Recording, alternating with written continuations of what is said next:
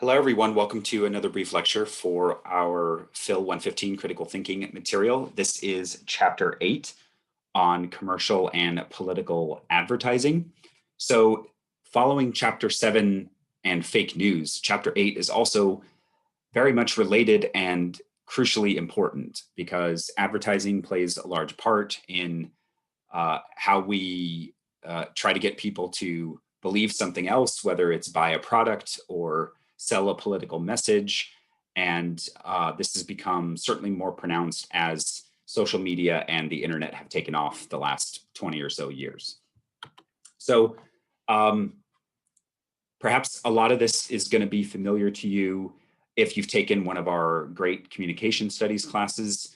So there's going to be some overlap, but obviously we're approaching it from a critical thinking perspective and how to be critical thinkers when it comes to advertising, which, as chapter 7 discussed, should involve a reasonable amount of skepticism when we come across an advertisement, because at its most basic level, we know that corporations and companies want to sell us stuff, and that's okay, right? That's the, or maybe you don't think there should be any ads, but that's usually not a popular view. But, you know, they're very good at getting us to try products, right? There's a reason that advertisements have exploded in our digital age. It's because they are effective, right? At getting us to click on things, or whether it's banner ads or clickbait or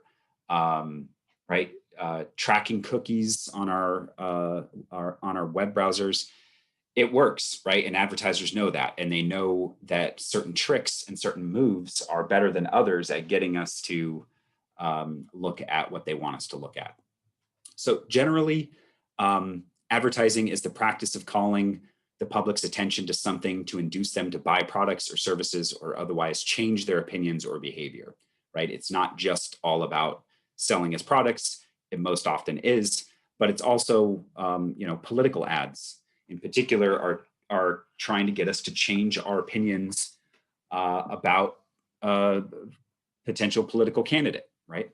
So advertising in general can be designed to influence, persuade, and or manipulate. And advertising can often be deceptive and misleading, employing fallacies, which we learn about in chapter 12, and rhetorical ploys such as emotional appeals, hasty generalizations, faulty analogies, and fallacious appeals to popularity and authority. Not necessarily obliged to adhere to standards of objectivity, fairness, or reliability. So one way that advertisers have gotten around health claims and other regulations that we have about advertising is to employ what we'll call weaselers. If you've seen a toothpaste commercial or any commercial advertising some product, they're usually able to frame things in just such a way to not have the government, check the claims that they're making, right? So advertisers are very good at that. So we should, again, approach anything on the internet with a healthy dose of skepticism, or on television or wherever we see ads. So as I just said, reasonable skepticism doesn't mean that we just think everything's false or fake. It just means we have to be cautious, careful, and deliberate about the claims that we encounter on the internet, and especially in advertising, right? So following up from chapter 7, this is going to require giving up the habit of automatically accepting claims in the media, rejecting the assumption that most of what's said online is true, not taking the word of online sources on faith, but again, on evidence and reasons presented, refusing to believe a claim unless there are legitimate reasons for doing so. So much of what we said in chapter 7 also applies to advertising. Okay, so internet advertising, I know this is going to make me sound like an old man, but I remember, you're all too young for this, but when the internet first took off, you'd have maybe one ad on a web page, and it was pretty prominent, and it usually was for something that was already well known, whether it was something like Coca-Cola or a well-known cereal or something like that. it was pretty clear that it was an ad, right? And there was usually just one, if there were any at all. I still remember when the internet first took off, many of the pages didn't have any ads. Yeah, that makes me makes me feel like an old person, but those days are gone, right? Advertisers and social media companies and everyone have become just surgical with their ads, micro-targeting consumers, especially with social media. They have all kinds of data on us. When we look at a web page, the algorithms update to give us targeted ads. It's much, much different, and it's changing, right? Evolving constantly. So there are all kinds of new internet ads, right? Types of ads. There's paid search ads, which appear near the top of search results because advertisers pay to have them ranked highly, not because they are accurate or reliable. So we see this very prominently on Google and Amazon. Social media ads appear on social media platforms and target specific audiences defined by personal, demographic, and behavioral characteristics.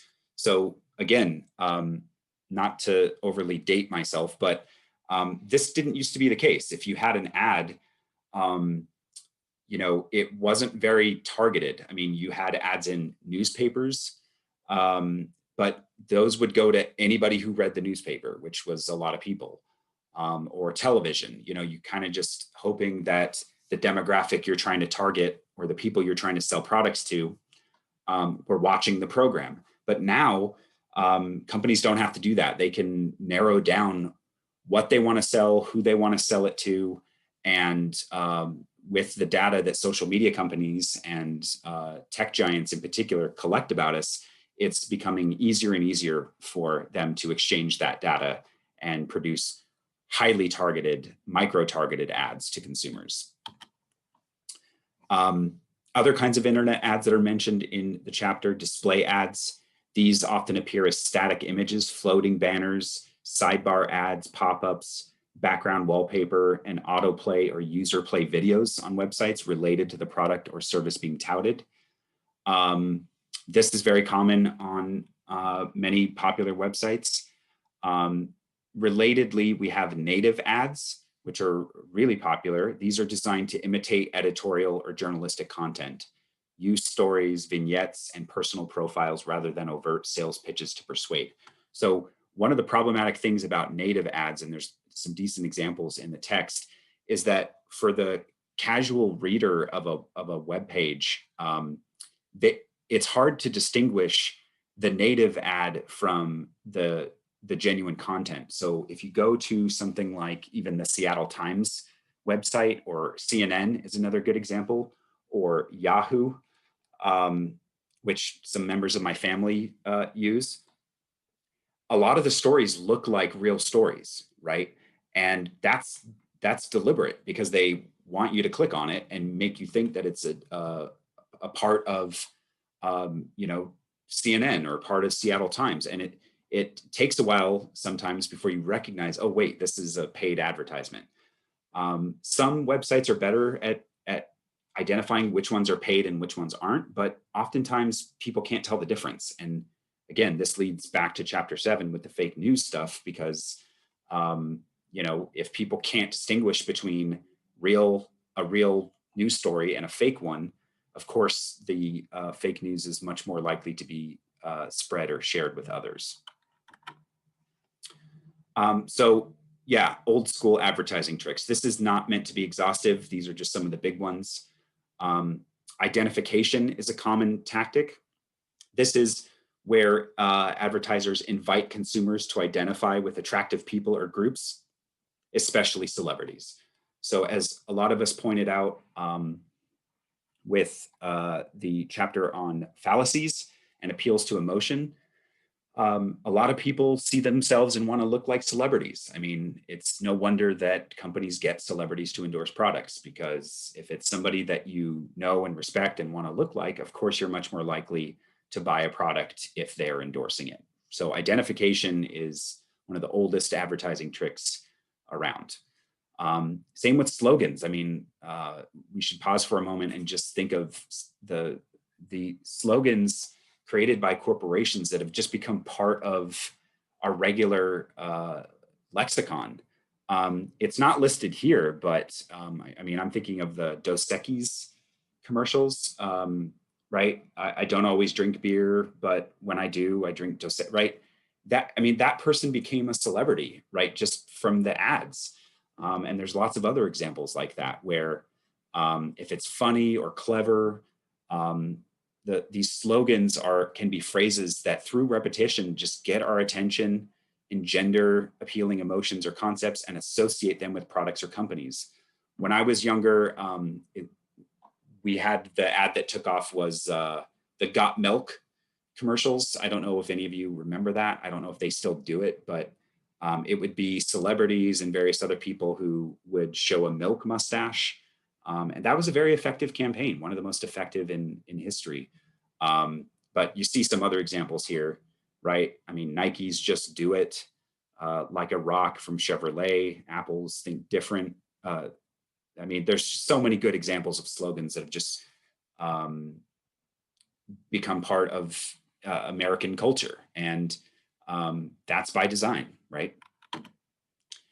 Okay, so another example that, I mean, it's just so common is what we call weasel words.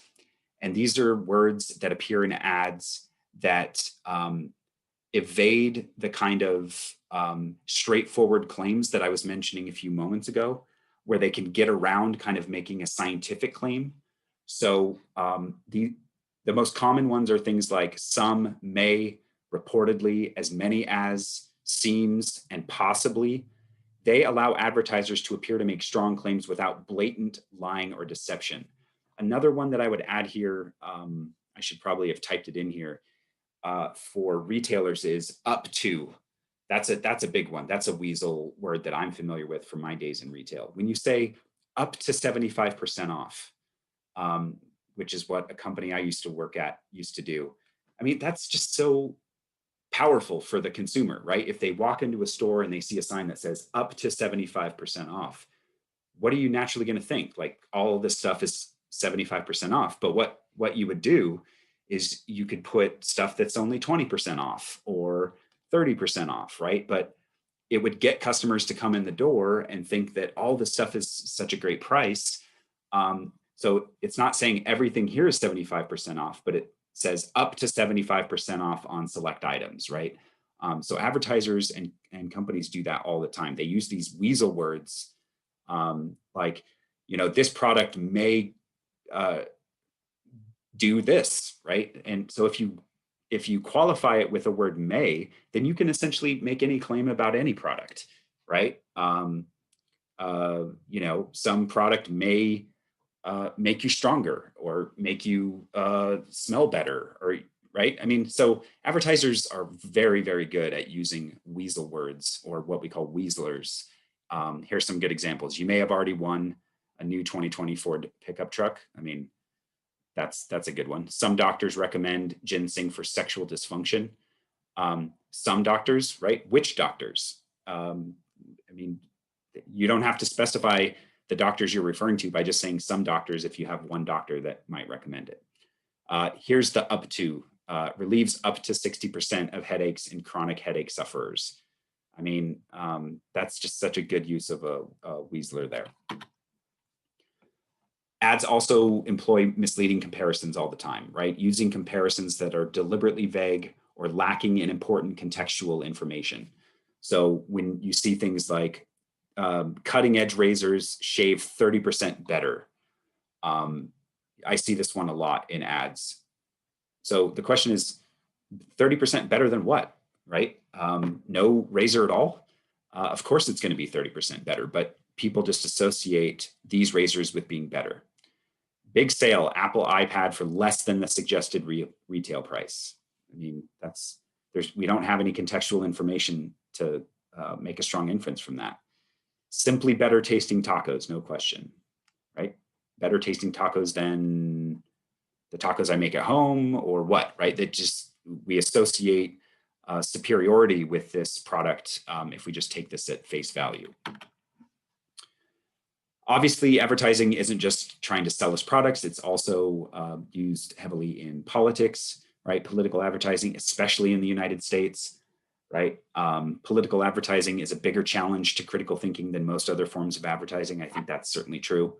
The book talks about kind of the birth of negative political ads in the 1960s. So we have to remember that this is about the time that television is really, really taking off. I mean, it had been around in the 50s, but the 1960s, we start to get, we're on the, the birth of color television, and television programs are really taking off in the United States and elsewhere. So the 1964 presidential election has a lot of really good examples of some of the first uses of political advertising. Political ads routinely use logical fallacies and rhetorical gimmicks. There's some really good examples in the book. Again, used by left, right, and center political alliances. And it's really taken to a new level these days. I mean, there's always been political ads in my lifetime for sure. But it's just become so grotesquely misleading political ads. I mean, it's astonishing, especially when it involves manipulated videos, deep fakes. The scary music is often playing in the background. People's quotes are taken out completely out of context. But these work, right? That's the problem is, political organizations know that they work. And we shouldn't be surprised that so many voters are misled for a variety of reasons. Digital technology, micro-targeting, and social media have magnified the impact of political ads, right? Because as I mentioned before, if you're, a Democratic or Republican or whatever candidate, you can target specific groups of people in specific regions far more effectively than you could have 10, 15, 20 years ago. Manipulated videos have become the go-to tactic for political smearing, propaganda, and hatchet jobs, which, trying to take somebody down. So one of the big techniques is what's called splicing, where you're joining together audio sound bites or video footage to make it appear that someone said or did something that they didn't actually say or do, right? Or you're taking a bit of one speech where someone's referring to something and you put it into a different context. Or what is common is you'll just edit a speech down to make it seem like this person said this, and they've cut out some very important contextual words, right, to make the person look bad. So very common technique used in political advertising. Doctoring is another common technique, right? This is the altering the frames of a video by cropping, changing the speed, using Photoshop, dubbing the audio, or adding a deleting visual information to deceive the viewer. Doctored photos are quite common, doctored videos, to make people look, or political candidates look bad. Misrepresentation, so these all kind of come together. But this is still its own technique in and of itself. Misrepresentation, presenting unaltered video in an inaccurate manner that misrepresents the footage and misleads the viewer. So almost like the political video equivalent of the straw man fallacy. So there's so much more we could talk about political advertising and advertising in general, but let me leave it there. There's some really good examples in the textbook and some recent ones, which I like. But I look forward to maybe talking about some other examples with you on the discussion. And if you have any questions, as always, please be sure to let me know. All right, see you next time.